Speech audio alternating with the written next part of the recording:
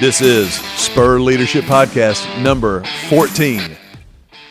I am Mac Richard, joined again by the one and only Michael Ward. Mike, how are you today, sir? I'm good.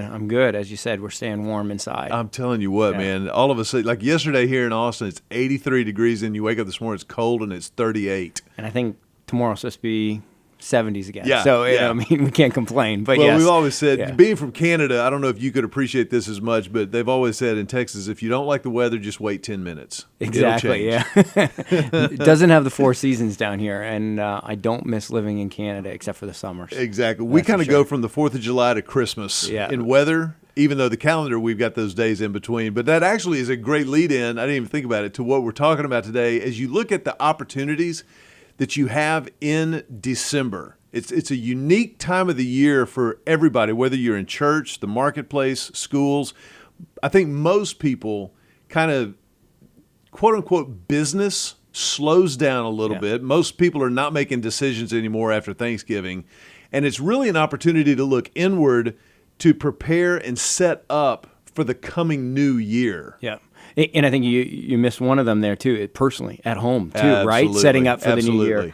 And appreciate that a lot of that's probably done post-Christmas, right? The lead up to Christmas is very busy from a family and personal perspective. But, yeah, I think a lot of businesses, churches, whatever, that go by the calendar year as their fiscal year have probably put a lot of plans in place, have debated a lot of things, thought about forecasts, targets, expectations, and now they're fine-tuning them coming into the new year. So Jan 1, you get out of the gate. Yeah. And so it's a busy time, but it's actually a very much a setting of a foundation setting of the future of the next year. It really is, and I think that it does present a unique opportunity because, for years, like for us, as example, as a church, our fiscal year runs April 1st to March 31, but the vast majority of our church doesn't even know that. Yeah. You know what I mean? And so no matter what your fiscal year looks like, January 1 is always, there's just something inside of us, I think, emotionally that says, this is a new opportunity, this is a new day, and there's something inside of us, I think, that is hungry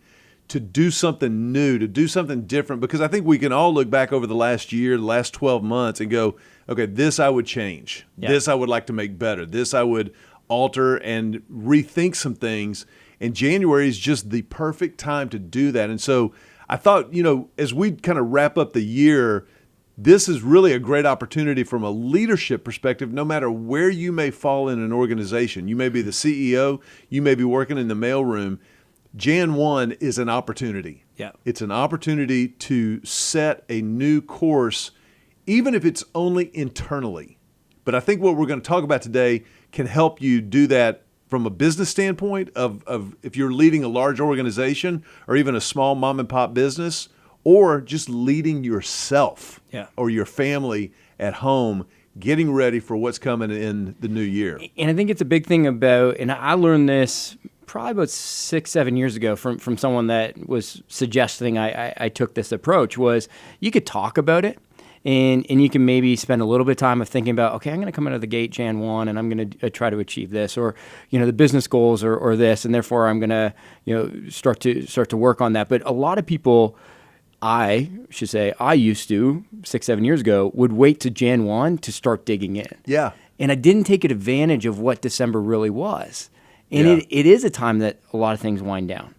And a lot of time, you have a lot more time potentially on the Friday afternoons of you're not doing a sales call, or there's not too many important meetings going on.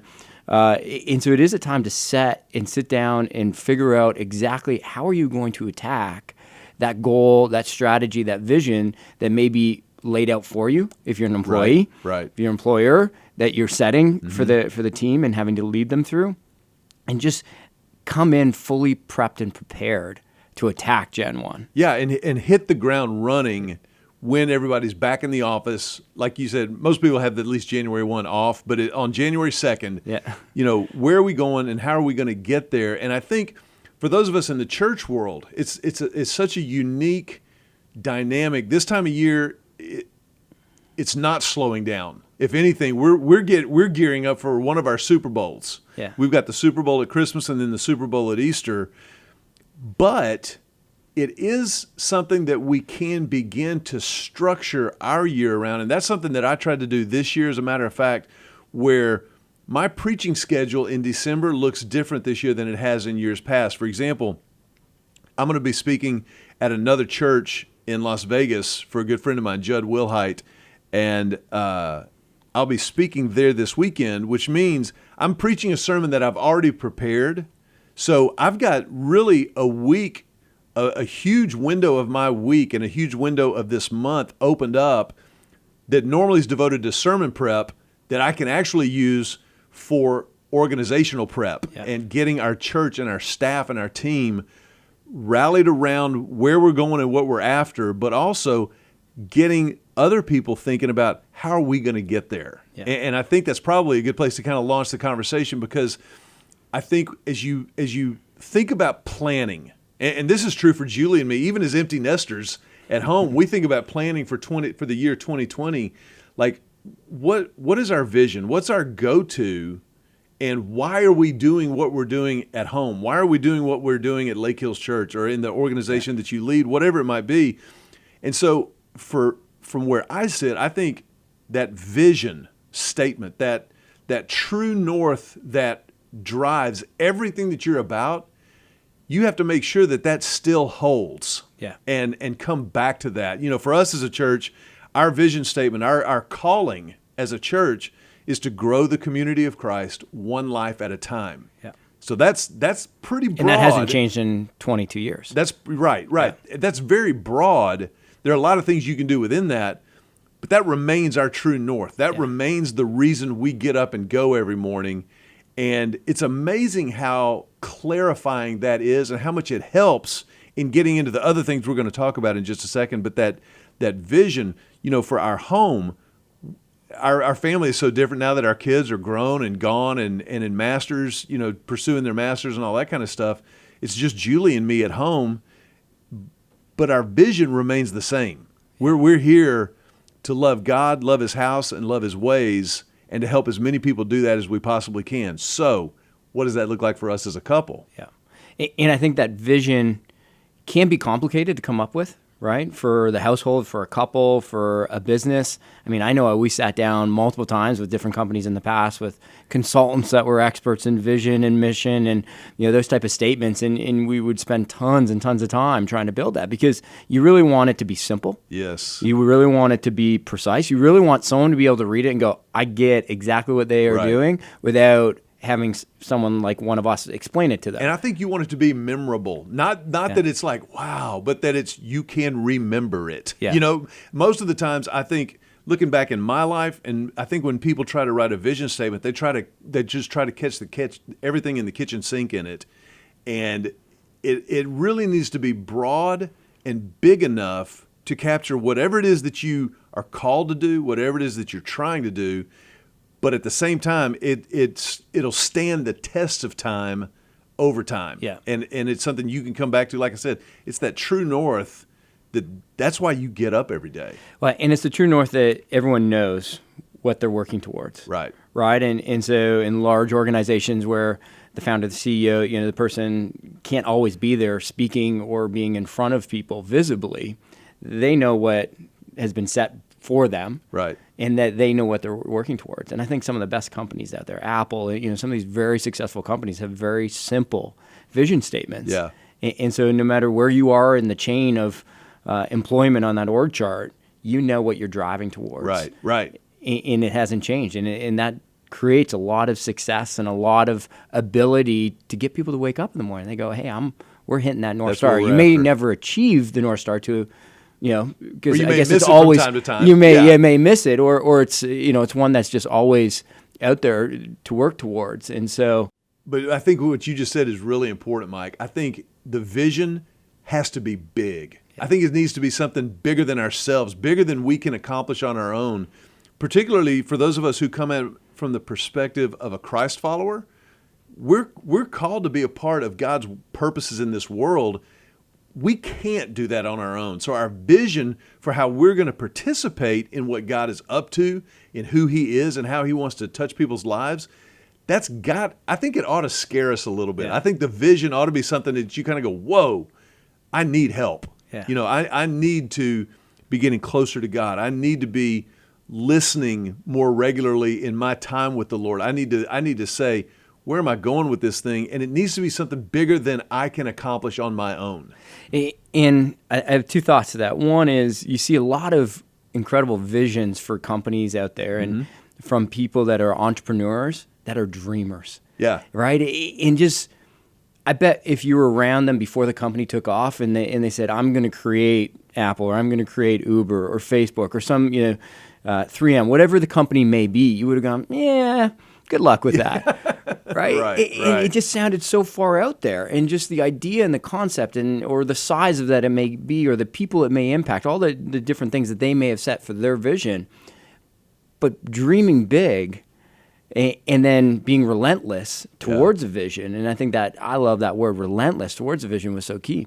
The second thing that comes in, and I wish I did it earlier on, and I would say it's probably been the last 12, 18 months where I started to, was wherever you're at in a business, to give your ability to achieve that vision in the control of God. Yeah. And I grew up in a Christian home, did all the routines, but I tried to do it all myself. Right.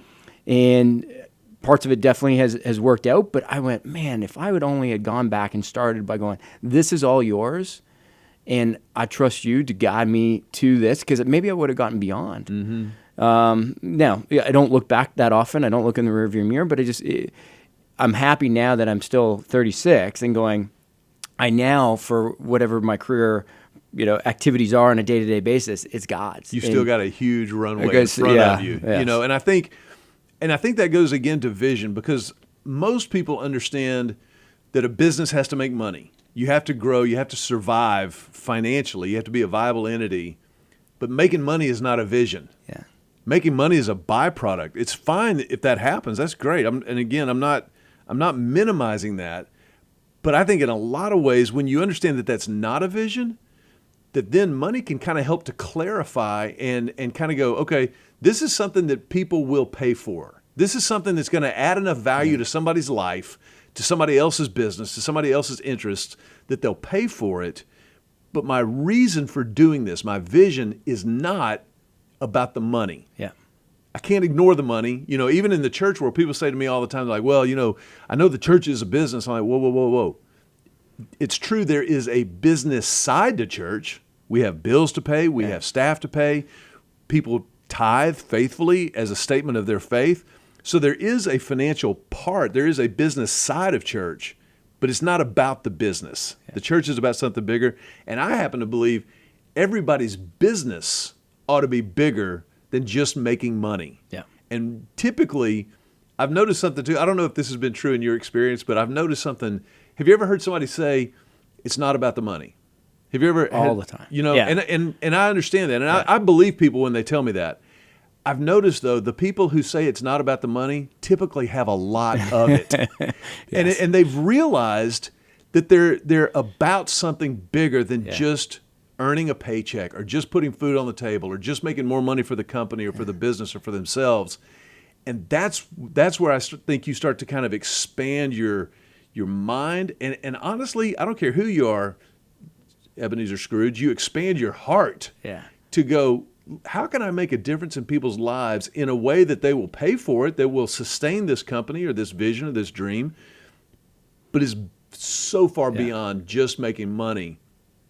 And I think when you understand that, then you kind of get to move down to the next level and you go, okay, if that's our vision, that's our true north and why we exist, why we're doing what we do, then how we get there becomes our goals and our targets. Yeah. And I think it's important to articulate those things. And I don't know if this has been true in your experience in the business world, but goals and targets get to be really scary things because you have to write them down. Exactly. You have to put them out there in front of your team, in front of your church, in front of your family. It becomes instant accountability. Yeah. And I just remember the prep for actually setting them used to be quite the debate or negotiations, right? Used to the financial side of the business, CFO side of the business would usually hold the commercial side and say, well, you're sandbagging the numbers, right? It's usually from somebody who's done it themselves. Right, exactly. And then the commercial side would always say, well, you're holding me too high of an expectation, right? And so then you usually get to the middle, or usually the CEO would tell you what the number ends up being, and then you'd go out and try to figure it out. I think that is such the biggest opportunity from a leadership perspective is then how do you go deploy those expectations, those targets, those goals down to a team to go and achieve. Right. Because being a single producer, if you had a target of $100,000, you needed to go generate those sales next year versus you have a team of 10 that needs to generate $1 million. It's very different to now go, I have an expectation, but that expectation can't be fully delivered by me. It's got to be deployed down to the team. And so actually sitting back and mapping that out becomes what is busy during this time of year to get Jan 1 up and ready. And I think, Mike, what you just said is so important because I think who delivers that message and how that message gets delivered, I think that may be where most mid-level leadership fails happen. Because if you have somebody who's going, okay, we've been given this number, and they're downplaying the number or they're criticizing those who gave the number, then that you've created an us versus them mentality that before you've ever put one foot on the street, you've got a problem. So I think it's important that the people who deliver that message do it in a way that helps everybody. Yeah. Because ultimately, if you try to be the wedge between the people that you're leading and those above you, you're creating a problem for yourself and for everybody around you. Yeah. So I think when you say, these are our goals, these are our targets for the year, it's okay to acknowledge, hey, that's a big number. Or, man, we went through a lot of iterations to get to this place. But I believe this is what's going to help us be a healthier company, a healthier team, a healthier everybody on the other side of this. Now, let's figure out how we're going to get there. And I think that creates a culture that is so much healthier. I've seen it happen in churches, just like I know it happens in the business world, where there's this us versus them, like, well, I argued. I didn't want this to happen. I didn't want this to be what we were going after, but we got to do it because they told us we have to. What's interesting about that is whenever that happens, you've actually undermined your own leadership authority, your own leadership credibility. Because basically you have just taken on the role of a water carrier. Yeah. You just said, I don't have anything to do with this. It's not my call. And you've made yourself a victim trying to be the good guy to the team that you're leading. And you've undermined your own leadership capabilities in trying to undermine those that it's got to be one of the hardest balances as a leader to figure out, right? Because if you're on that leadership team and the one kind of giving the final sign off of what those numbers are, but then you go away and you have now this team that you work with, that you lead, and you want to make sure that you're representing both parties and both views and both opinions on goals and targets. But your ability to represent, I think, is done. I've seen a lot of times where it's not done as well as it could versus that true communication of going, I've represented you when I went to the planning meeting, and now that the decision's made, I've represented you, the people that have signed off on it, to go back and implement it and make sure that the culture's successful in that. Obviously, not everybody agrees with everybody else all the time. We know that. Yeah. But how you present it is so critical to the overall health of the organization. And at the end of the day, we ought to do it because it's the right thing to do, period. And you'll actually help yourself if you'll protect the culture of the organization that you're a part of. If you create a problem like that, you're not helping yourself. Yeah. You're creating a culture where trust is diminished or maybe even completely squashed, and that becomes every man, every woman for themselves. I remember I used to do a lot of prep work on this in past, and what I would do is I'd work with the finance team and start to go, what are you guys thinking for next year? Yeah. Where are you modeling things out? Where are some of the key points that you think are going to be big for CEO, for the board, whoever it may be that's signing off on it? And so I would get kind of like a roadmap of where they were thinking. Then without sharing that with the team, I'd go, hey, team, where do you think you can get to next year? Yeah. And allow them to start to prepare. And if there was a big gap there, I was trying to narrow that gap even before we even had a discussion, at the executive level to actually go and start to sign that off. So I've said to the team, in a way, you've helped build the budget, even though I was tweaking it behind the scenes a bit, but you've helped build the budget that we've gone in and potentially adjusted a little, but it was usually not too different in those numbers. So they actually felt a part of it versus being dictated. And that was a big opportunity for us to close that gap of whose team are you on or how do you communicate it. It's almost like, hey, I'm just the messenger in this. You guys are communicating what your budget is. Yeah. And I'm representing facilitating it. And you close the gap of the expectations, which ultimately closes the gap between people. Yeah. Because ultimately, every business comes down to people. Yeah. It comes down to people and trust.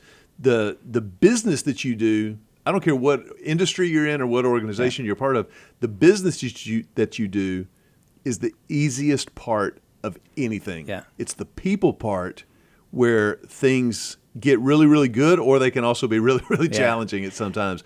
And I think this is it's an interesting thing that we've experienced, I think, as a church, and I'd be interested from your perspective in the marketplace. There are seasons, we've been through seasons of ambiguity. We've been through seasons of uncertainty because of the world around us, because we've had people coming and going, where you kind of have to sometimes you can't use this as an excuse forever, obviously, but there are times, I think, when you kind of have to let the dust settle a little bit, and then kind of evaluate, where are we? And sometimes that's not an easy answer. Yeah. Well, I think as you describe that, some examples come back in mind. But, I mean, letting the dust settle is I guess, different depending on circumstances, right? If you're a publicly traded company, you've gone out and you've said to the market, here's the numbers, right? Your dust settling may not be the same time scale as someone that's a privately held company. Sure. But you're right. There's so many things that you can put into play for goals and targets that then things change. People leave. People come. Curveballs happen in life and business and church. Right. And so your ability to step back and go, well, hold on one second. We had this plan, but now this changed. And sit back and map it all out. Lori, my wife, used to describe it as you're playing chess with people's lives. Yes. She used to watch me on my computer going, okay, this is a moving part, that's a moving part. Do we move this person to this role? Mm-hmm. How do we play it out? And not that you can force play it out, but how do you start to map what's now different than what you just hopefully planned for? There's so many times I've thought about like the general manager of a football team who's got the depth chart on the wall in his office with the magnets that you move around player to position and those kind of things. I go back to Jim Collins, making sure that you've got the right people in the right place on the bus before you take off. Yeah. And sometimes that takes a little bit of time. And I'll admit there have been times when I've taken too much time. Like there are times when you kind of go, what is really going on? And it takes you a little bit of time to diagnose the world that you're in, the market that you may be competing in, or the area where you may be ministering. Things, I know I go back to, 1990 when I was coming out of college. Nobody had ever, I guess there were a few people were using the term contemporary church. Well, that ship has sailed. I mean, every church is contemporary at this point. Even the mainline old school denominational churches, they'll have an acoustic worship service. Now they're still doing hymns, but they're doing them with guitars and maybe a snare. You know what I mean? So that landscape has shifted dramatically just in the amount of time that I've been doing ministry, and it causes you to kind of step back and go, okay, where are we going and how are we going to get there? And I think that's where you get those goals and those strategies, those goals and those targets. Yeah, I agree. And I think this is even important in the household. And when Lori listens to this, she's going to laugh and also shake her head at the same time because I love that stuff. It's how I tick, is setting a goal, setting a target, an expectation, and then in trying to achieve it, and then moving the chains and trying to add it again. So even for us as a family, and then you have kids, and then we have kids, and so now my kids are on these goals and targets. No, but I love going into the new year. I have the same budget in an Excel sheet that I've had ever since we've been married. right? It's moved now a bit because there's kids in it and Sure. stuff like that. But I plan my year, and I sit down with Laura and go, okay, how much do we want to try to save next year? How much do we want to try to invest next year? Or what type of trip do we want to potentially do next year? Right. And then how do we start to plan for that? Can I stop you real quick? Yeah. I think that is so wise and so simple. Yeah. Now, doesn't mean it's easy, but it is so simple. And I think if anybody's listening to this and you're thinking about your own family or even your own household, to just stop for a second and go, do we have what Mike's talking about right there? Do we have it down on paper? I'm not talking about thinking we should have a budget. Yeah. I make this, so we should spend that. But I mean categorizing and putting it out there, that begins to really and truly, and I think it segues great into where you go, you start with vision, you go to goals and targets, but at some point you have to put structure and strategy to those goals and those targets in order to fulfill that vision. And the structure and the strategy becomes how you live day in and day out. Yeah. And everybody needs that. Yeah. I know nobody, and I'm old. I'm 53 years old. I know a lot of people. I don't know anyone who has unlimited resources and money. Everybody I know has a certain amount. Yeah. Now, some have more than others, obviously. But what that means is with limited resources, you have unlimited options.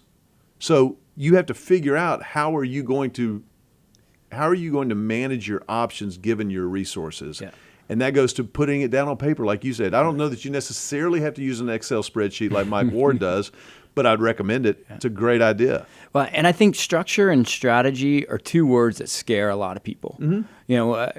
Having a lot of conversations with people, throughout my years where I go, what's the strategy? And they go, I don't know, right? Or they start to try to map it. And it's a kind of a silly one, but it's the one I've used constantly. And I use the example of, let's take a strategy as being that I need an office. And in the office, I need a desk. Okay, great. So I have a desk, but I may not know what the desk needs to look like, if it's 3 drawers and 2 drawers, or what the height or what it's made out of, but I need a desk.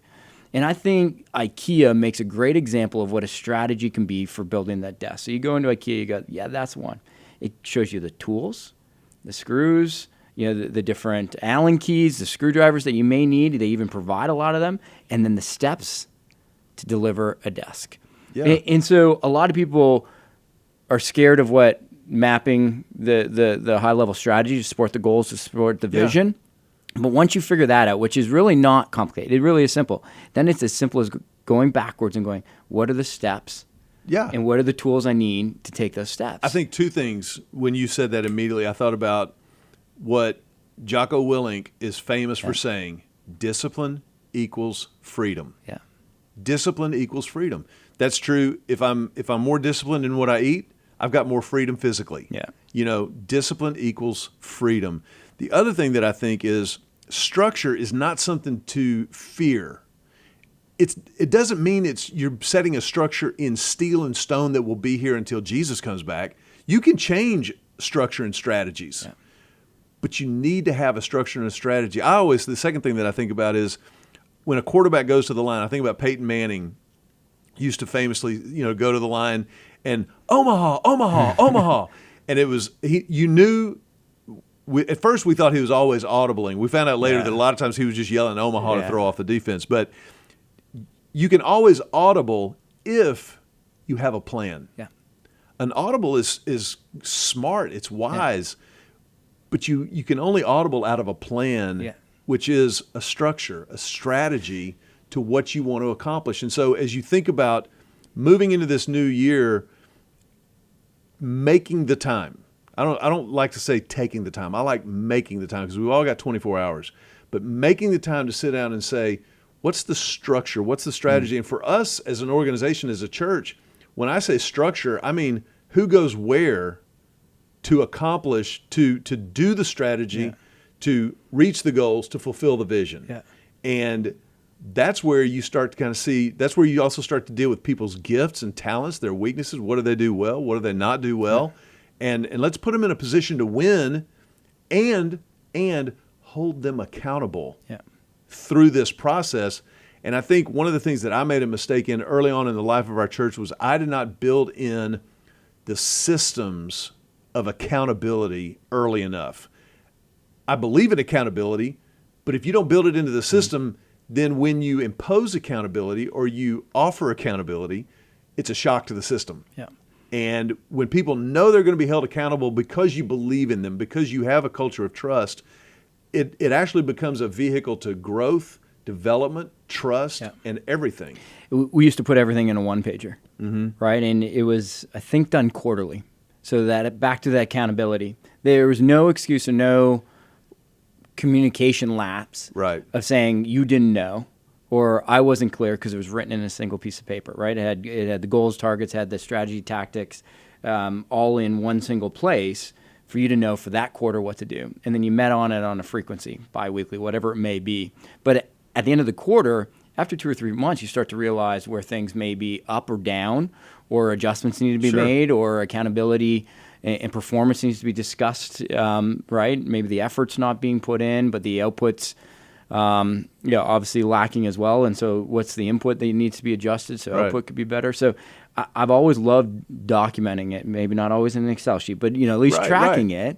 And to be able to turn back so that no one could make an excuse and say, I get it. And I think, from a leadership perspective, some people go, well, I stood up on the 1st of January and we had a all-hands town hall meeting and I said, everyone, here's the plan and here's what you need to go do. And you leave and you go, they're good now. Yeah. But they're not. And we're in a day of age of such cool technology and platforms that we could translate communication back and forth to go, here's what I track or here's what I expect and here's how I do it. And I just think, go back to your football analogy. Tom Brady's a great example of someone that has the structure and the strategy in place. And some people go, oh, that sounds so boring. He eats the same kind of healthy food every day and he works out every day. Well, but look at the results. Right. So if you don't want the results, don't sit there and be so relentless with the structure and the strategy to be able to go achieve it. Absolutely. And I think, one of the things, and it's funny as we've thought about going down this funnel from vision, then to goals and targets, and then to structure and strategy, and then at the very bottom of the funnel, or maybe it's not the bottom, but it's at its most granular level, you've got tactics. Yeah. And tactics, I think about tactile, hands-on. That's where the rubber meets the road, and you're actually doing the stuff that you've been talking about doing, and talking about doing it, documenting it, tracking it. All that is really hard work, but it's all of that stuff comes because there are hands-on at some point. You have to have boots on the ground at some point. And what I noticed about myself, and it's interesting, I think everybody has a certain affinity or certain aptitudes. There are things that they're better at than others, all of us. I'm much better at the top of the funnel than I am the bottom of the funnel. Yeah. Now, I have to do all of those things at different points in my job and in my calling, but I'm better near the closer I get to the top and the broader picture, I'm much better at the tactics and the minutia and the strategy. Like when we come out of a budget meeting, I'm exhausted. Now I have to do it because that's my responsibility. Your Excel sheets just make my day. Yeah. It makes my day because I know you've thought about every single column, and I can go through them to a point, but it's exhausting to me. And I know that about myself at this point. So that means I need somebody like you around me. And I also know there are times when I have to go do that. Yeah. But I try to keep it to a minimum so that I can stay sharp and do that other stuff up here. And I also know there are other people who love Excel. Yeah. They live for ones and zeros and putting stuff in columns. And if they thought that they had to preach every Sunday or come up with the vision and the direction for where we were going to go, they would throw up in their mouth a little bit. And that's okay. But that's why it's about team. I think once you get the vision set, obviously we said that's the North Star. That doesn't move, right? And the goals and the targets are somewhat defined and not too much. It wouldn't be flexible to maneuver within those once the year kicks off, right? Absolutely. They're kind of set. Maybe you reevaluate if things are up or down. Because life happens. Exactly. But the further down, as we say, tactics, there's creativity to that. Yes. People can do it differently. and be doing the exact same role. Yep. Maybe they track their daily activities, on a notepad. Maybe they use a project management system. Maybe they go at customer service in different methods. Whatever the role may be, the creativity in those tactical structure strategy levels allow them to put more of their fingerprints on. Yeah. They can't put their fingerprints per se on the vision or designing of it, but they have that ability to go, now this is yours. Now this is yours to get up and deliver and design and allow you to be a leader of yourself. Absolutely. But that's how you get there. Yeah. I think Bill Belichick, I think, is a great example of somebody who started out literally running film for his dad, who was a coach at the Naval Academy. Yeah. And then he became a scout for the Naval Academy. So he started at the most basic tactical level that there is, and now he is obviously Coach Belichick. He's a Hall of Famer. Yeah. He's all of those things. But he's learned what it takes, and I'm sure there are things that he doesn't do well. Yeah. He might not ever admit that, but there are those things. He's human. But he's learned what it takes all the way throughout his career. Well, I think that supports probably your journey, right? Through the churches. You didn't start on stage, No. right? And you started at other churches that had a system and a process and leadership, and so you got to learn from that. And then starting Lake Hills, you probably, I assume, were counting the money in the bucket. You were, speaking on Sunday. You may have been singing on Sunday. I'm not sure. You want I didn't sing. But for those first few years, you had Yeah. to do everything. So now your ability to lead is, in a lot of cases, what those people in the team should be doing, are doing. You've been there in some fashion. I know what they need. I know what they want as a member of that team. And so that's helpful too. Yeah. So I mean, talking about this, gets me excited because we started off by saying this is a key time of the year because we can look about what we have done. And I think that's always important, right? We can look back at the numbers and the targets and the goals. Absolutely. What was achieved, what wasn't achieved. We can look back at the strategies, what worked, what didn't work. The team, do we have the right people on the bus? Yeah. Or we've got the right people in the right seats? I remember December, for many reasons, is a favorite time of the month for a lot of people. For me, it was my last trip of the year. Mm-hmm. And so for the last 7 or 8 years, it was Australia in the early years, and then it turned to be London for about the last 5 or 6 years. And that was my last final trip to be away from the family. And I remember I would be in Heathrow Airport, the Queen's Terminal number 2, and I'd always take a picture of the arrivals and the departures screens. And I said, girls, I'm coming home. Oh, man. And I went to the same restaurant, and this was always Friday morning. Your trips were always Sunday night and then fly home Friday morning. I'd sit at the same restaurant, and I'd start to map these things out. Yeah. Hey, the vision's already been set for me from a business perspective. Lori and I already have our personal vision set. And our goals and targets are already set from a business. I was a part of creating that, but I started to map, what that looked like. But maybe personally, Lori and I haven't dug into it. And I would go down almost exactly this list that we're talking about. And I go, man, the next 2 weeks, lead up to Christmas and then before New Year's is a great time, obviously for family, for celebrating, for celebrating Jesus' birth, all those things. But it's also a downtime that I'm going to get a lot of this in play and documented and thought about and bounced off of other people, the team, whoever it may be, to go, we're going to hit the ground running. Right. Jan 1. And I just, the challenge for people listening is going, are you taking advantage of this season? Yeah. Yeah. To map this out and plan And it? I think this time of year overwhelms a lot of people. Yeah. There's a lot of busyness. There's a lot of frenzy. There's a lot of clutter. The more you can do to clarify your vision, to identify and articulate your North Star personally, North Star as a business, your North Star as a family, whatever that may be, that actually will create peace. Yeah. That will actually create, because what it does is it clarifies. Yeah. It clarifies so much of what is noise versus what actually matters. And when you understand that, it's easier to let the noise go and really dig in on what really matters. And so I think that's our hope, our prayer for anybody who listens or watches this podcast, to say, this is an opportunity this time of year to be mindful, to be really present with the people I love most in the world, but also to be deliberate, to be intentional about where we're going and how we're going to get there in 2020. Exactly.